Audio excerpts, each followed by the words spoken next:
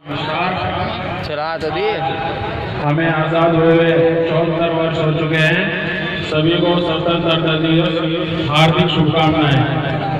साथियों, ये देश किसी एक व्यक्ति ने आज़ाद नहीं कराया।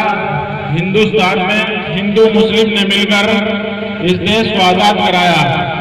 और जब वो गाथाएं हम पढ़ते हैं तो साथियों शरीर का एक एक अंग खोल उठता है। मैं आपको एक छोटा सा किस्सा अपने इलाके में बता देना चाहता हूं। जिला सहारनपुर में कस्बा देवबंद पड़ता है। वहां दावलू में 1857 में जब हिंदुस्तान की आज़ादी की लड़ाई शुरू हुई मेरठ से, तो नानोत्री के मौलाना कासिम नानोत्री और गंगो के मौलाना रशीद अहमद गंगोई बहुत पाए के बुजुर्ग हुए हैं। तो इन्होंने देवबंद के अंदर एक अपनी टीम बनाई और आज़ादी की लड़ाई में कूद पड़े। और 1857 में लगभग 40 व्यक्तियों को फांसी दी गई, जिसमें हिंदू भी थे, मुसलमान भी थे और मुसलमानों में खासकर मौलाना थे।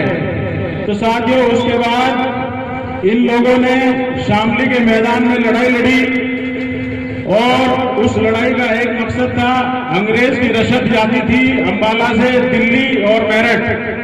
जो अंग्रेज सिपाही लड़ाई लड़ रहे थे उसको ये रास्ते में ही तहस नहस कर देते थे। उसके बाद एक व्यक्ति सोमनाथ नाम के थे और एक जावेद अख्तर, कुछ सिपाही मेरठ से हथियार लेकर आ रहे थे और उन्हें सहारनपुर आना था।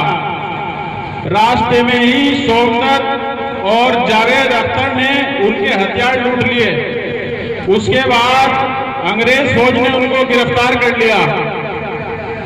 जावेद अख्तर की उम्र 18 वर्ष की थी। जावेद अख्तर को अंग्रेज सरकार ने कहा कि अगर आप माफी मांग लो तो आपकी फांसी की सजा टाल दी जाएगी, क्योंकि आपकी उम्र कम है। जावेद अख्तर ने फांसी की सजा कबूल की, माफीनामे को ठुकराया और फांसी के फंदे को मैं यहीं बैठा पे आ रहा हूँ, यहीं आ रहा है फांसी के फंदे को चूम लिया। साथियों, कार्यालय पे आज हम झंडा फहरा रहे आ रहा है। गुलामी की बेड़ियों से यहीं अभी आ रहे, रुक जा। हिंदुस्तान में आज जी रहे हैं। ये बहुत ही मेहनत और लगभग 200 साल की लड़ाई के बाद आज हम